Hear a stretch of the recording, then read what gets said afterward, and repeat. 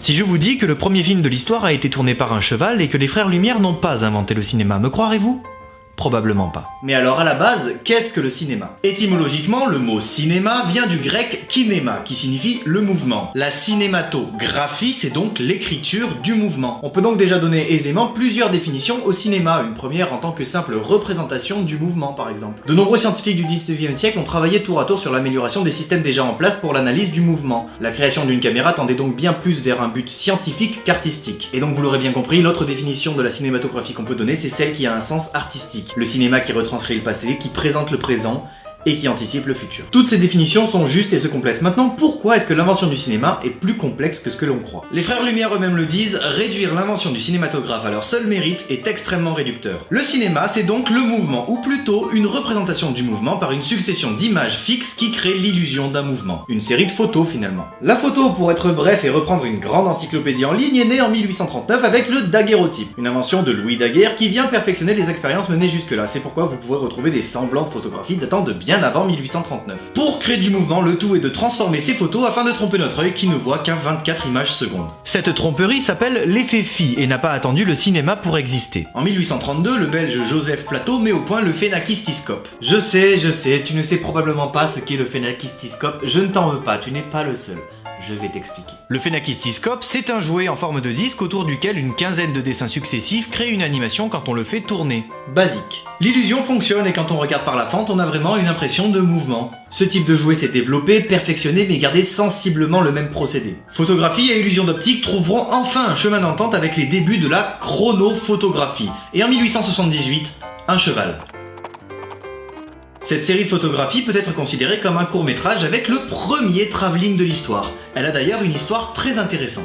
En 1872, un physiologue français et immense pionnier de la chronophotographie, Étienne Jules Maré, écrit dans un livre que le cheval n'a jamais les quatre pattes en l'air quand il est au galop, comme les peintres le représentaient depuis toujours. En gros, ce que vous voyez là, c'est impossible. Pour clore le grand débat que cette affirmation avait suscité, le richissime homme d'affaires et sénateur américain Leland Stanford offre à un photographe les moyens de résoudre l'affaire. Ce photographe, c'est Edward Muybridge. Il place le long d'une piste de course hippique des appareils photo et des fils reliés à leur déclencheur. Ainsi, quand le cheval passait devant l'appareil, il déclenchait la prise. Et oui, techniquement, le premier court-métrage de l'histoire a été tourné intégralement par un cheval. Pas mal. Et c'est ainsi que cette succession de photographies fixes forme un film. Ces travaux ouvrirent la voie à d'autres inventions, parfois farfelues. Oui, ce fusil, appelé le fusil photographique, est une caméra. Il a été inventé en 1882 par ce même Étienne Jules Maré et a été la base de travail d'un Français, Louis-Aimé Augustin Leprince. Il l'adapte pour en faire un outil capable de prendre plusieurs images animées, et en 1888, il réalise ceci.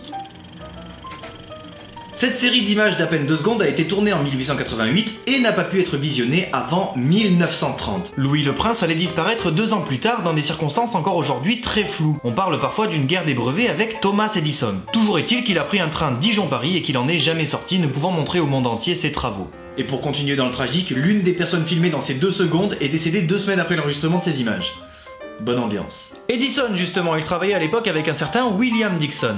S'inspirant du phénakistiscope, ils élaborèrent un prototype de ce qui sera le kinétographe. À l'origine, pas de pellicule, c'est donc un autre procédé chimique qui est utilisé, et c'est plutôt décevant. C'est même un peu flippant. Ces images datent de 1889.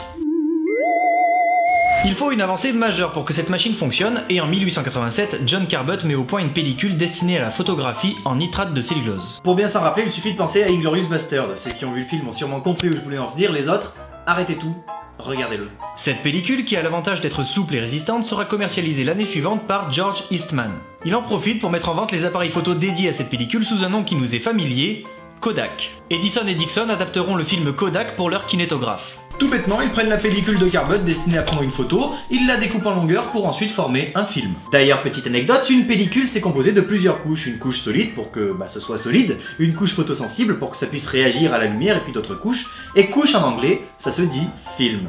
C'est Thomas Edison qui a décidé donc d'appeler les pellicules de film des films, et les films des films.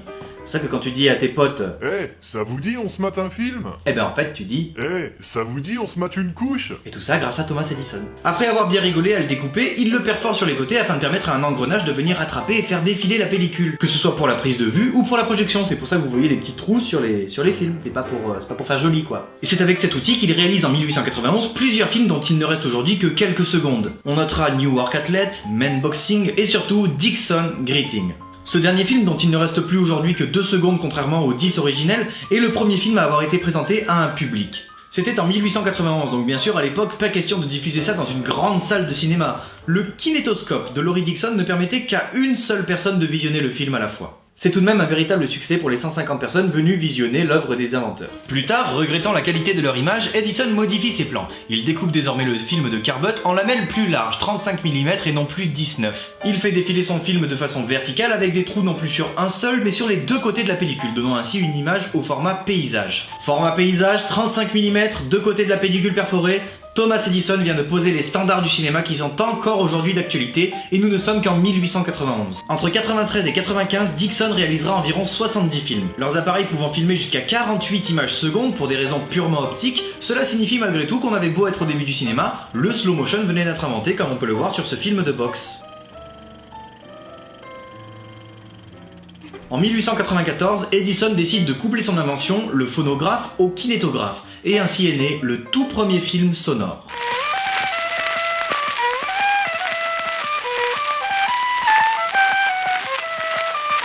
Ok, alors j'avoue, on a peut-être la sensation de s'être perdu dans le deep web avec les village people de l'époque, mais bon, il faut bien commencer quelque part. Edison commet alors une erreur de taille surprenante venant de lui, il ne dépose pas les brevets de son invention à l'international et des répliques fleurissent alors un peu partout dans le monde. Et en 1894, des représentants de ce même Thomas Edison viennent montrer son invention à Paris. Assiste alors à l'événement un certain Antoine Lumière. Le père Lumière est émerveillé et en bon homme d'affaires averti, il sent que la diffusion de ces images animées pourrait être un très bon business. Il en informe alors ses 2 fils à qui il suggère de se pencher sur la question. Edison quant à lui ne se souciait pas vraiment de la diffusion de ses films sur grand écran. Il pensait que ça n'intéresserait personne tant que les films ne seraient pas visuel et sonore. Les frères Lumière perfectionnèrent alors les inventions de Edison et Dixon pour créer le cinématographe, un appareil capable d'enregistrer et de diffuser un film. À Paris, en mars 1895, ils présentent leur invention et diffusent la sortie de l'usine Lumière à Lyon. Cela se passait au 44 rue de Rennes. Alors, je sais, ça peut porter à confusion, mais ça se passait à Paris, dans la rue de Rennes, et c'était des images qui ont été tournées à Lyon. Tiens d'ailleurs, le 44 rue de Rennes. C'est devenu un Monoprix. Enchaînant les projections et les succès durant l'année devant des scientifiques et des journalistes, il faudra tout de même attendre le 28 décembre 1895 pour qu'ait lieu la première projection publique et payante de leurs œuvres. C'était au 14 boulevard des Capucines à Paris.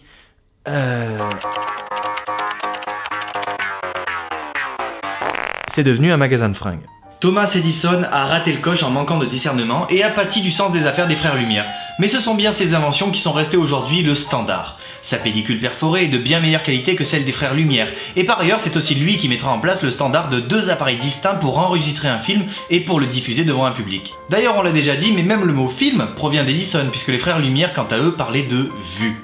Pour autant, les projections des frères Lumière n'étaient pas non plus les premières, puisque dès 1892, Émile Reynaud, un inventeur français, présentait à un public son théâtre optique. Un appareil sur lequel il a travaillé pendant 15 ans. Il y diffuse des films dessinés et animés d'une longueur bien supérieure aux films de Dixon ou des frères Lumière. Ces films sont à la fois les premiers dessins animés du cinéma, mais aussi les premières fictions, et par-dessus le marché, les premières projections payantes devant un public. Alors, qui a inventé le cinéma? Edward Muybridge et son cheval au galop? Étienne Jules Marais et ses travaux sur la chronophotographie? Louis le Prince? Thomas Edison? William Dixon? Dire que ce sont les frères Lumière est réducteur. On l'a déjà dit, mais ils l'ont eux-mêmes affirmé. Une chose est sûre, si certaines des personnes sont aujourd'hui tombées dans l'anonymat, elles ont toutes apporté plus d'une pierre à l'édifice que nous connaissons aujourd'hui. Un édifice gigantesque et controversé. Voilà ce à quoi nous allons nous intéresser à travers ces bobines. C'était l'épisode 0.